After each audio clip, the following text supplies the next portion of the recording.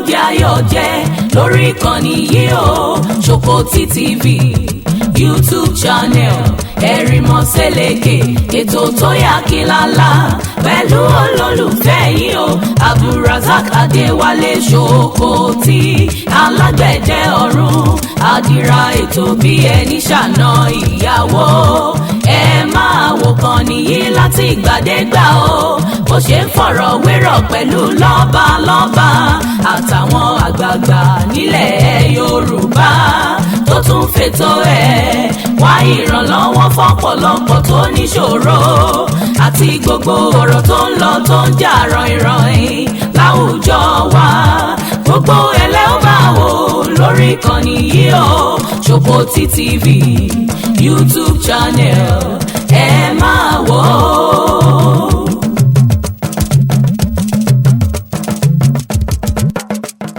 Ẹ kú dédé àsìkò yìí o ẹ̀yin ọmọ kóòtù òjíire.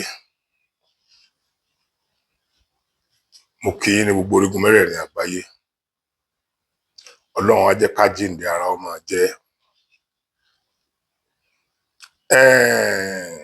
Aṣíwájú Bọ́lá Ahmed Tinubu ni mo wá bá sọ̀rọ̀ lénìí. Ṣé mọ̀ pé kì í ṣe pé mo ṣẹ̀ṣẹ̀ ń bá wọn sọ̀rọ̀. Ṣé mọ̀ pé ọ̀rọ̀ tí mo máa ń bá yín sọ gẹ́gẹ́ bí advice yẹn ó máa ń jẹ́ káwọn èèyàn kan máa bú mi bíi pé bóyá àwọn olóṣèlú kan ti ń lò mí tàbí mo ti lọ gbowó lọ́wọ́ Aṣíwájú Bọ́lá Ahmed Tinubu.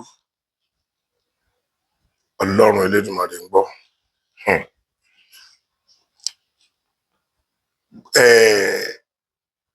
Of all the politicians tó ń bẹ ní orílẹ̀-èdè Nàìjíríà, ẹyọ ẹnìkan ló easy fún mi láti bá sọ̀rọ̀ jù láyé. Ẹyọ ẹnìkan, and the person is a local government chairman.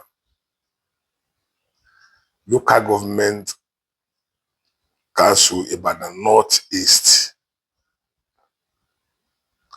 Local government council Ibadan North East. Mo bẹ̀ lọ́hùn tí a bá tiẹ̀ padà gba òmìnira nínú ilẹ̀ kóòtù òjíire, mo bẹ̀ Ọlọ́run k'Ọlọ́run ṣe yín ní ọ̀kan nínú àwọn aṣíwájú ńgbà náà lọ́hùn. Because I've seen so many things. So many things tí mo rí. Anybody ló máa pè tó máa gbàgò. Tí ò bá dẹ̀ gbàgò, I send the message. Ṣé gbogbo local government chairman tàbí governor tàbí minister tàbí rep tàbí senator tẹ́ bá ń pè tí ń gbàgò wàláì Ọlọ́run Elédùmarè kì í ṣe oúnjẹkújẹ ni, kì í ṣe alájẹbánu ni, kì í ṣe léròkèrò ni. Of all people tá wá nínú ìjọba lórílẹ̀-èdè yẹn nìkan tí mo mọ̀ pé ó easy fún mi jù, mi ò ń sábà fẹ́ send the message sí wọn. Wọ́n wù mí ká sọ̀rọ̀ wọ́n náà wọ́n because wọ́n á gba aago tí ò bá ti sí ìdíwọ́ tàbí pé aago yẹn ò sí lọ́wọ́ wọn tàbí pé wọ́n wà lórí kọ́ọ̀lù kan. Tá bá wà lórí kọ́ọ̀lù kan, chairman eléyìí máa ń pè padà. So gbogbo ẹni tó bá ń ṣe bẹ́ẹ̀ yẹn ó ní good intention nìyẹn. Aṣíwájú Bọ́lá Ahmed Tinubu ẹ wo bí tẹ́ ẹ wà sí ẹni tí mo fi ń ṣe àpèjúwe dáadáa ní local government. Ṣé mọ̀ pé ìgbà tí mò ń ṣe politics wọ́n mọ̀ ń pera mi ní unrepentant APC. Ẹni tí mò ń sọ kì í sọmọ APC tá ní nítorí party affiliation tá ní ni mo fi sọ ọ̀rọ̀ ẹ̀. Mo kàn bẹ̀ lọ́hùn k'Ọlọ́run má jẹ́ kó ní òṣìṣẹ́. Aṣíwájú Bọ́lá Ahmed Tinubu, ọ̀pọ̀lọpọ̀ àwọn nǹkan lẹ ti rí. Ṣé mọ̀ pé ìgbà kan wà táwọn èèyàn ń pariwo ẹ̀yin yàgbẹ́ káàkiri, wọ́n lẹ́yìn yàgbẹ́ ara, ẹ̀ ń tọ̀ ara, ọwọ́ yín ń gbọ̀n, ẹsẹ̀ yín ń gbọ̀n, ẹnu yín ń gbọ̀n. Ṣé mọ̀ pé àwa kan keep on disabusing the people's mind lórí nǹkan sọ. àwọn yẹn dẹ̀ ní lójú àwọn èèyàn àti dẹrú yín. Èmi ò gba 1 naira lọ́wọ́ yín rí látìgbà tẹ́ ti dé kẹ́ ẹ̀ tó di olórí orílẹ̀-èdè gan. Mo rántí pé mi ò lè sọ pé mi ò jẹ nínú owó yín rí. That was ńgbà tẹ́ ẹ wà ní gómìnà ìpínlẹ̀ Èkó tèmi náà wà lẹ́kọ̀ọ́. Ṣùgbọ́n lẹ́yìn ìgbà yẹn yìí tí tẹ 1 naira yín mọ́lẹ̀ rí, yìí dẹ̀ rẹ́dí àti tẹ̀ mọ́lẹ̀. The only thing tẹ́ lè ṣe fún mi tó máa dàbí ẹni pé fún mi ní trillion of naira ní kẹ́ bá wa wá ọ̀nà báwa ó sì kúrò nínú àdánwò ayé tá a wà yìí, bí ọmọ kóòtù òjìrì ó sì kúrò nínú àdánwò ayé yìí tí ó tiẹ̀ wá di kọlọ́mọdọ́mù yẹ gbé. Mo sọ pé èmi ò jà lórí pé total kìíní yẹn, mi ò jà lórí ẹ̀ o. Àwọn tó sì ń jà lórí ẹ̀ mi ò blame wọn torí àwọn náà rí i pé n tó lè jó solution nìyẹn bá ṣe rí nìyẹn. But èmi wá tún wá rí i pé òkè káàtì ẹ̀ wá ní ẹ̀fẹ́ já láyà lẹ́ẹ̀kan náà. At least tí ẹ bá try gbogbo agbára yín láti regionalize Nàìjíríà, orí tó kù lókè ìtasọ̀gbẹ o. Bẹ́ẹ̀ bá regionalize Nàìjíríà tán, first ceremonial president yìí náà lẹ́ẹ̀tún sí every second time yìí, kò sẹ́ni kankan tí ó lè bá yín compete mọ́ báyẹn. Mo fọlọ́run lédùmarè búra. Ṣé wá rí oríṣiríṣi táwọn èèyàn ń sọ lórí íńtánẹ́ẹ̀tì nítorí pé ẹlẹ́ ti sá kúrò lórí íńtánẹ́ẹ̀tì nígbà tẹ́ ń campaign. Kò dáa tó o, sísákúrò yín ò dáa tó o. Bàbá wa gbà pé ẹ sá kúrò nítorí pé òkè kéèyàn mọ́ ní heart attack lórí gbogbo ọ̀pọ̀lọpọ̀ nǹkan táwọn ẹlòmíín sọ tó jẹ́ pé bó ṣe rí náà sọ, bó ṣe ń káwọn lára sí náà ṣe sọ yẹn. Ó wá yẹ kẹ́ àlá àwọn èèyàn 2 mẹ́ta tí ó máa bá yín gbọ́ nǹkan táwọn èèyàn ń sọ. Ìkọ̀ọ̀kan tó bá jẹ́ òdodo nù rẹ̀ bí wọn ó ṣe wá fi hàn yín lẹ́ni tí ò bú yín. Bó bá jẹ́ pé lóòótọ́ ni ẹ ti gbé etí yín kúrò níbi táwọn èèyàn ń wí nígbà yẹn lórí ọ̀rọ̀ campaign. Ọ̀rọ̀ campaign ti kọjá o. Ọ̀rọ̀ kẹ́ ẹ máa tẹ́tí sí táwọn èèyàn ń sọ ń ló wà invoke sí o. Tẹ́ ẹ bá dẹ̀ ṣe yóò pa ìjọba yín lára. Ṣé rí rumors wọ́n fẹ́ gbàjọba tá a gbọ́ lẹ́nu ọjọ́ mẹ́ta yẹn. Tó bá ti pẹ́ ń listing ni ẹ mọ̀ pé ìjọba orílẹ̀-èdè ti sú àwọn ọmọ orílẹ̀-èdè. Àti jẹ àti mú o rọrùn mọ́. Àwọn èèyàn dẹ̀ ń kú. Lótìtọ́ orí wa ò kú. A mọ̀ pé kẹ́ ẹ tó débẹ̀ lèèyàn ti ń kú. Ṣùgbọ́n àwọn èèyàn yẹn ń kú ńgbà yẹn náà, ẹ̀yin náà ń complain. Yóò dẹ̀ wà nínú máìdì yín ńgbà yẹn pé ìdí táwọn èèyàn yẹn fi ń kú ẹ ní jẹ́ kó wáyé mọ́, ẹ ní jẹ́ kí nǹkan yẹn ṣẹlẹ̀ mọ́. Ẹ sọ ní campaign pé ẹ máa stop ẹ̀. So automatically bẹ́yìn náà bá mọ̀ pé ẹ lè dá stop, kò sí reason fún yín láti gba tíkẹ́ẹ̀tì pé ẹ fẹ́ ṣe olórí orílẹ̀-èdè. Ẹ wò àwọn tó bá jẹ́ olóòótọ́ ìlú, àwọn ni wọ́n máa ń jágbà, ni wọ́n máa ń jẹ́ ìkà ìlú. Tó bá ti jẹ́ olóòótọ́, ìkà ni wọ́n sọdà. Èmi ò ní kẹ́ ẹ má ro tí mò ń sọ síbikíbi tó bá wù yín. Pátápátá ẹ pa mí, bí bẹ́ẹ̀ lọ.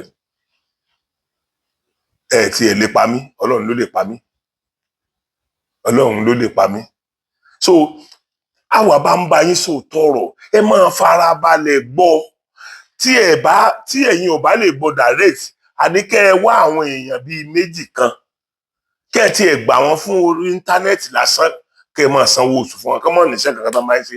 Eléyìí tí wọ́n bá wá rí tó important tí wọ́n rí pé eléyìí táwọn èèyàn sọ ń tòótọ́ ni o púpọ̀ ń gbòòrò o, kán máa jẹ́ kẹ́ ẹ rí àwọn yẹn bóyá ẹ mọ̀ bí ẹ ṣe máa ṣe àtúnṣe.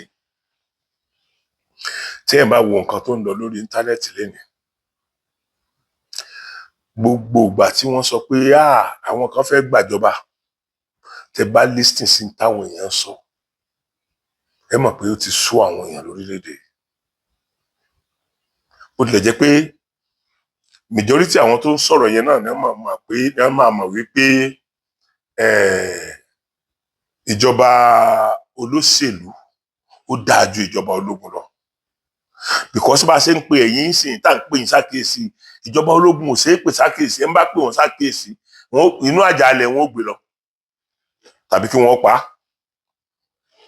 Àwọn Àlàájá Kúdírà lónìí Abíọ́lá dà Bọ́lá Ìgè dà ṣé ẹ̀mẹ́ tó pa wọ́n gbogbo ẹni tí wọ́n bá ti pa of that calibre tán bá ti rí nǹkan kan tán rí traces kankan pé láti bí báyìí ló ti wá ìjọba lọ́wọ́ nú ẹ̀ ní wàláhì tàláhì ìjọba lọ́wọ́ nú ẹ̀ ní àti ìgbà pé ẹ̀yin ò tí ì déjọba ń gbà yẹn.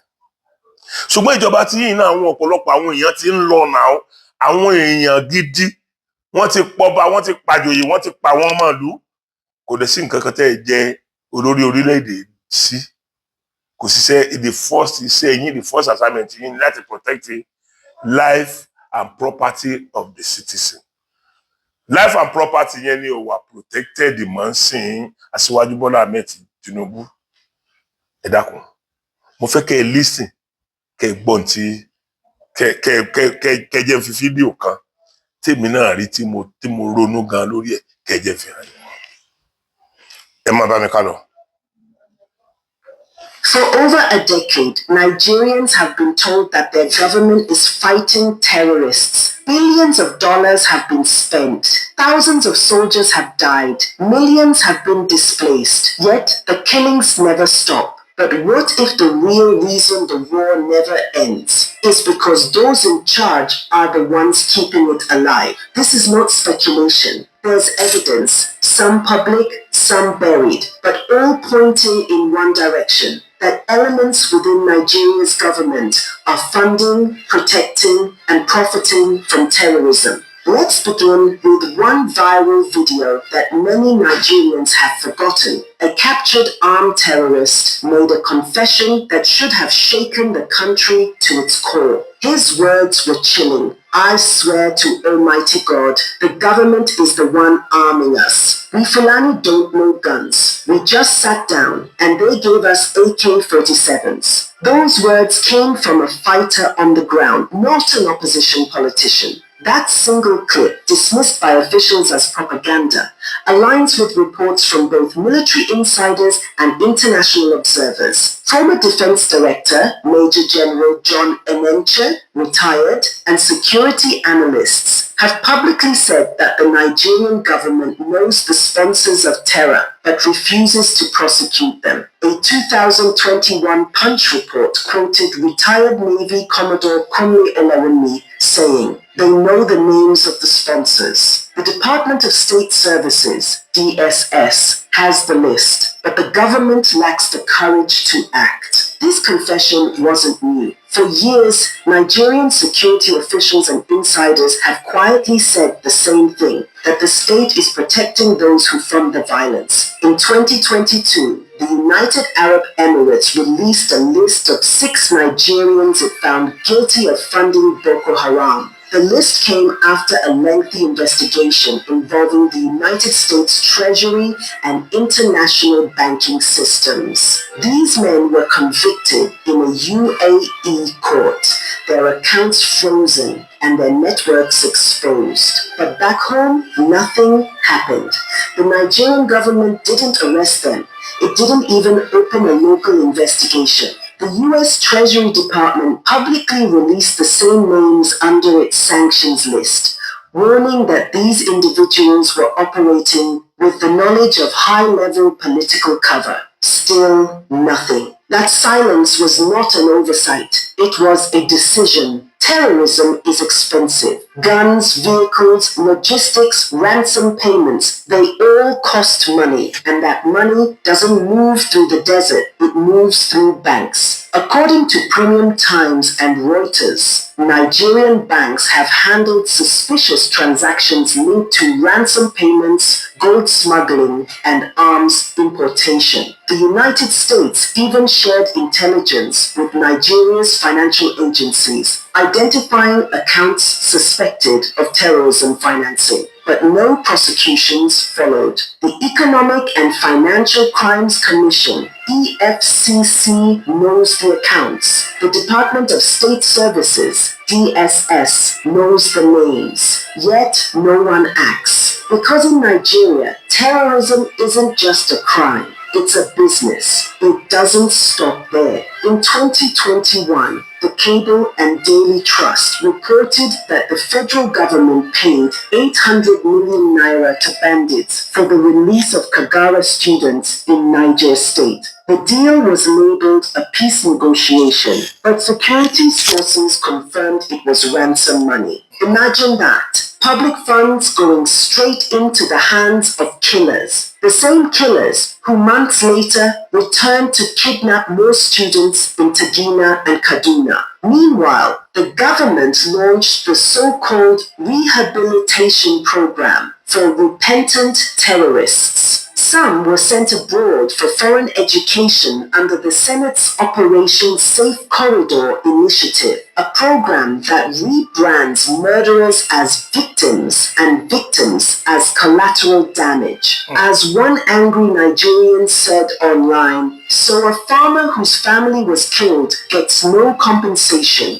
but a terrorist gets a scholarship. A former Air Force intelligence officer once described it perfectly. This government is fighting terrorism with one hand and feeding it with the other. The deeper you look, the clearer it becomes that this is not negligence, it's partnership. In 2021, Nigeria's Minister of Communication, Isa Ali Pantami, faced global outrage after reports surfaced of his past sympathies for jihadist groups. Old sermons where he praised Al-Qaeda and the Taliban resurfaced, and citizens demanded his resignation.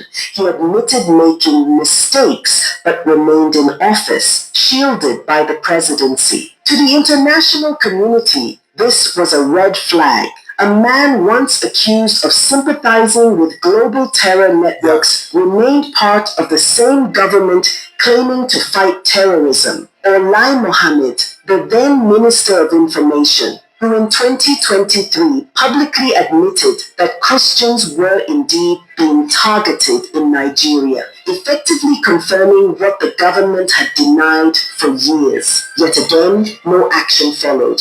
And then there's Samuel Ortom, former governor of Benue State. In one fiery statement, he accused the federal government of colluding with foreign interests to Islamize and take over Nigeria. He said the truth most leaders fail to see, that the government's silence in the face of these killings is not incompetence, it's complicity. In early 2024, a viral image showed Nigeria's current vice president sitting on the ground, eating with men who had once been declared wanted bandits. The government called it a peace meeting, but for millions of Nigerians, it was an image of betrayal. Because while citizens are told to pray for security, their leaders are busy dining with the same people who burn villages and kill farmers. This is how deep the rot goes, from the battlefield to the cabinet table. When Kaduna-based cleric Sheikh Ahmad Gumi appeared in photos surrounded by armed bandits, many thought it was satire, but it was real.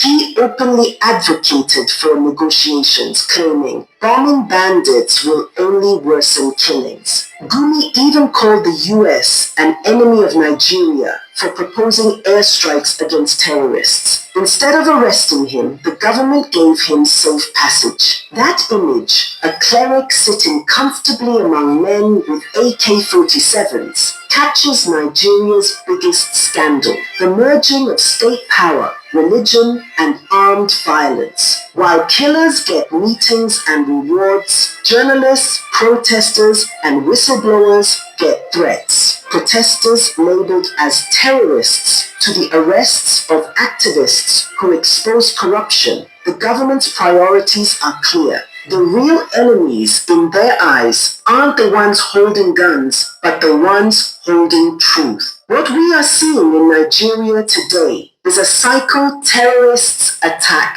civilians. The government releases statements and allocates new security budgets. Part of those funds are siphoned off through fake defense contracts and corrupt procurement. The rest ends up paying ransoms, buying silence, and arming the next set of killers. Every tragedy becomes an opportunity to make money. Every crisis becomes a contract. That is why the war never ends. It was never meant to. The UAE released its list of terror financiers. The US raised alarms. The EU called for independent investigations. But the only reaction from the Nigerian government was that such reports were damaging Nigeria's image. But let's be honest, what image is left to damage? Soldiers die in ambushes because their rifles jam. Villagers are forced to pay protection money to armed groups, and the same terrorists are invited to peace meetings. It's not the reports damaging Nigeria's image,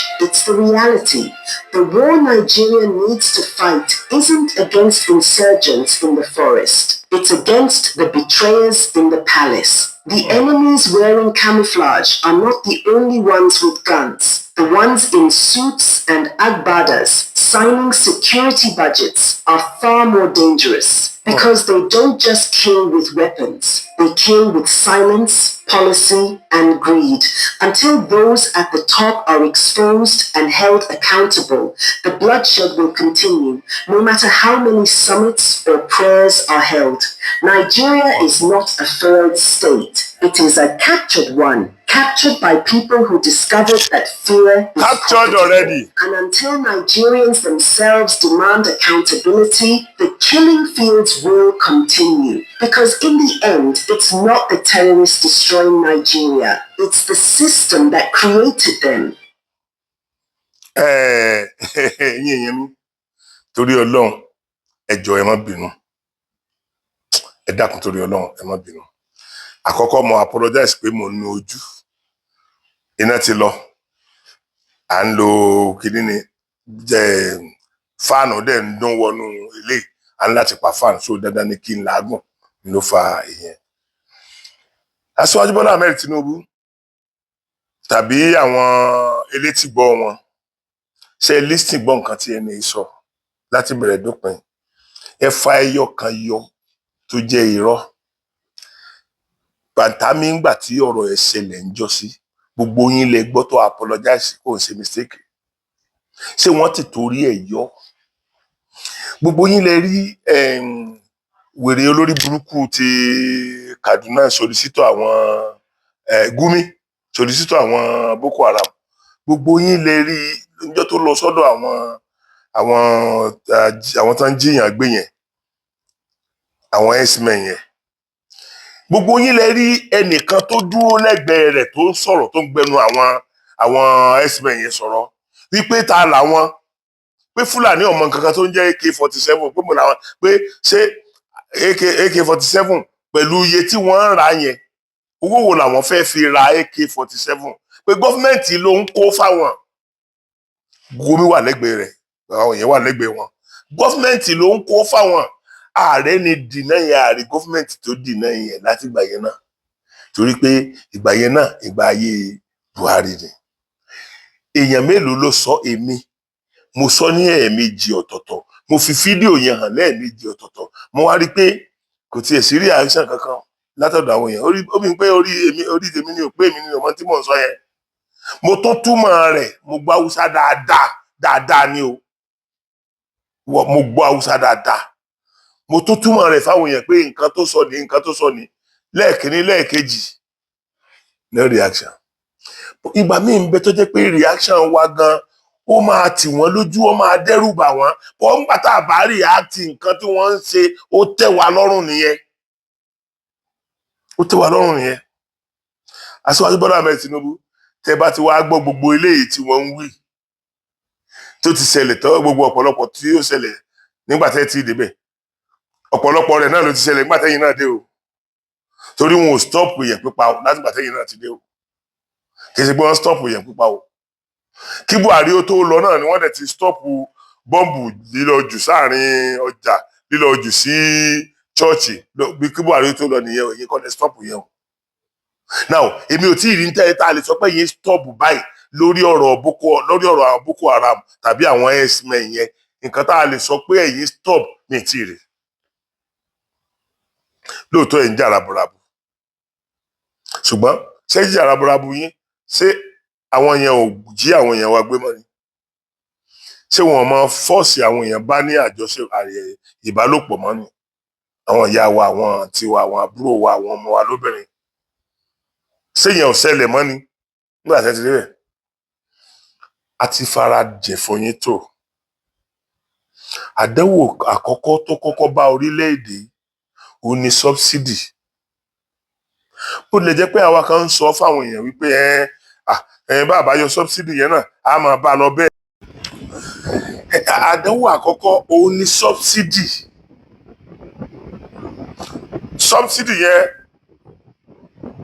Subsidy yẹn pa wá. Bó tilẹ̀ jẹ́ pé àwa kan náà tún jáde tá a tún campaign fáwọn èèyàn pé àìjá forí rọ̀ pé ìnira la fi ṣiṣẹ́ òmìnira.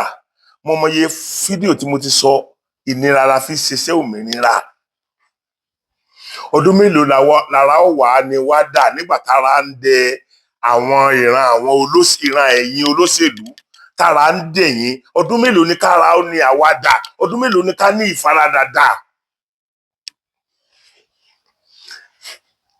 Ẹ máa ṣe bí ẹni pé ẹ̀gbọ́n, ẹ máa ṣe bí ẹni pé nǹkan kan ò ṣẹlẹ̀ lórílẹ̀-èdè. Ẹ yọ ẹnìkan nínú yín tí ò tiẹ̀ ṣe president, is a member of House of Rep or House of Senate, yóò máa lọ òun nìkan àwọn sójà, ọlọ́pàá, DSS tí ó tẹ̀lé. Ẹ yọ ẹnìkan wọ́n dẹ̀ kó àwọn bíi 50, 70 tí ó tẹ̀lé yọ ẹnìkan.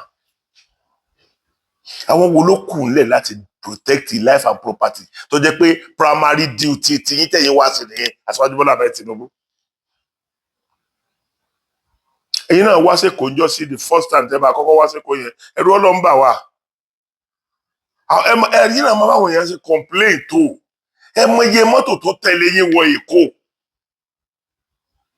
Ó lè jẹ́ pé àwọn náà ní mọ́tò wọn owó wọn náà fi rà, ṣùgbọ́n ìdí òṣèlú yìí náà lọ́pọ̀lọpọ̀ wọn ti rà náà, owó orí wa yìí náà ni wọ́n fi rà. So nígbà tí àwọn kan wá ń gbé mọ́tò dẹ̀dẹ̀dẹ̀dẹ̀ bẹ́yẹn, ebi ń pa àwọn kan, ò tí ì jẹ ẹlòmíì ò jẹun alẹ́ àná nígbà tẹ́ ẹ dé ní ọ̀sán ọjọ́ tẹ́ ẹ dé yẹn, ẹlòmíì ò tí ì jẹun látàlẹ́ àná.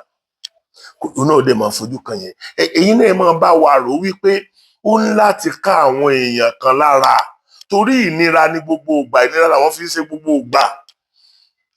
Tá a bá sọ̀rọ̀ a ní lóòótọ́ lórí ọ̀rọ̀ subsidy ×3 owó lẹ̀ ń fún àwọn gọ́fúnà, ẹ dákun kan náà fi ṣe. What has changed? Ẹ dákun ẹ sọ fún wa kí ló ti lágbà tẹ́ ti fún wọn ní ×3 owó, kí ló change?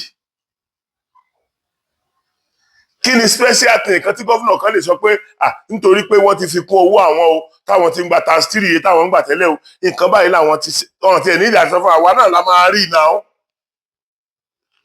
Àwọn náà la máa rí náà.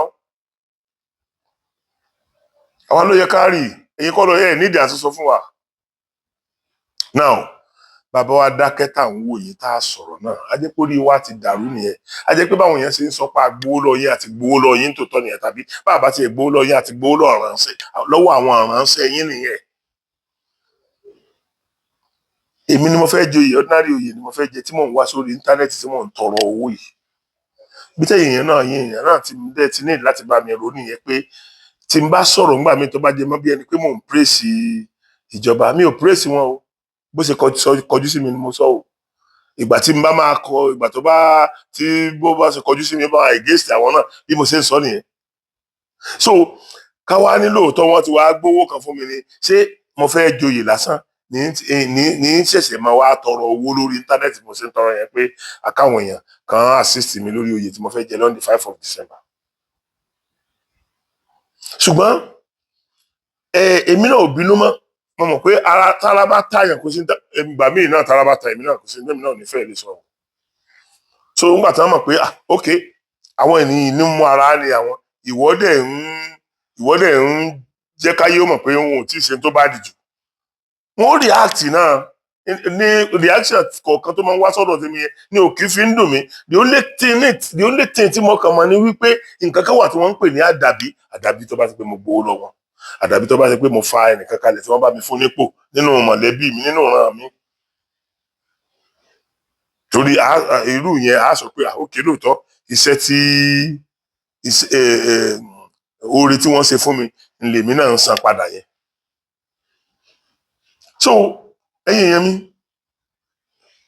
tẹ́ bá ọ̀gá DSS kan tó ti rìtáyà ẹ gbọ́ gbogbo ohun tó sọ ní tí ò jẹ́ complain lórí ọ̀rọ̀ yẹn mọ́ ni pé tí ò jẹ́ sọ̀rọ̀ lórí ọ̀rọ̀ yẹn mọ́ ni pé ẹni yẹn ọmọ kóòtù òjìrè ni tí wọ́n bá dẹ̀ lè pariwo Bọ́lá Ìgè tí wọ́n lè pariwo Abíọ́lá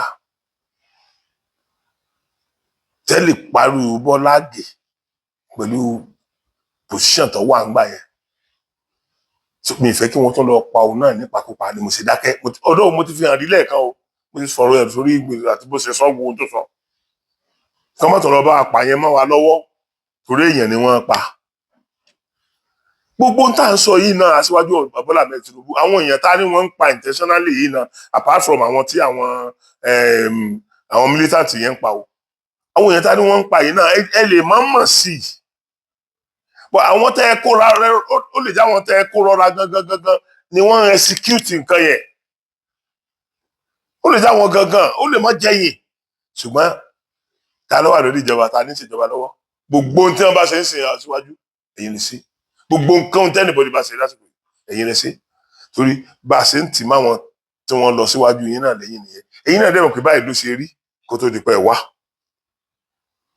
ẹ ní excuse kankan ju kẹ́ ẹ tó nǹkan tẹ́ ẹ bá ní bíbàjẹ́ yẹn ṣe inú mi ti ẹ̀dùn pé ẹ kì í complain wọ́n ti lówó tán wọ́n ti ṣe kí n sàn inú mi dùn pé ẹ kì í ṣe yẹn ṣùgbọ́n ẹni tó kù ń bẹ̀ ni pé tẹ́yìn náà bá fẹ́ kí wọ́n kọ orúkọ yín sínú gold tàbí diamond ẹ̀yin náà ṣe iṣẹ́ tí ẹni tí wọ́n kọ orúkọ rẹ̀ síbẹ̀ lè ṣe kí wọ́n tó kọ ẹ̀yin yẹn mi fídíò yìí ti gùn jù already ẹ jẹ́ kí n ra fi mọ́ báyìí mo tún kí gbogbo yín ẹ̀yin olólùfẹ́ mi ẹ má gbàgbé àkọ́kọ́ tí máa kọ́kọ́ pé àwọn èèyàn pé mo fẹ́ ṣe nǹkan nìyẹn o bẹ́ẹ̀dì gan mi ò ń ṣe lẹ́yìn èyí tí wọ́n bá mi ṣe ní tí wọ́n ṣe fún mi ní last year ní Amẹ́ríkà mi kì í ṣe nítorí bùkátà àti ju bùkátà lọ ṣùgbọ́n náà ti ń bá mi bọ́ bùkátà yẹn díẹ̀díẹ̀ kì í ṣàtọ̀pọ̀ náà tiẹ̀ ti bọ̀ ni so èmi náà fẹ́ live báwọn èèyàn ṣe ń live ni mo sì fẹ́ jẹ oyè yẹn ó dẹ̀ tó jẹ mọ́ oyè iṣẹ́ tí mò ń ṣe lórí àṣà tí mo mọ̀ pé yóò tún gbé iṣẹ́ tí mò ń ṣe lárugẹ gbogbo yín tẹ́ jẹ́ olólùfẹ́ mi ẹ jọ̀wọ́ ẹ dúró tì mí ẹ fún mi ní ẹ ṣe mí ní àánú owó tí màá fi lè ṣe nǹkan yẹn tí ò ní yọlẹ̀ táwọn ènìyàn ìwé kọ̀tán díẹ̀ torí àwọn ọ̀tá pọ̀ gan ẹ̀yìn mi ẹ jẹ́ kí n filẹ̀ báyìí mo kí gbogbo wa wípé ojú ò fẹ́ra kù.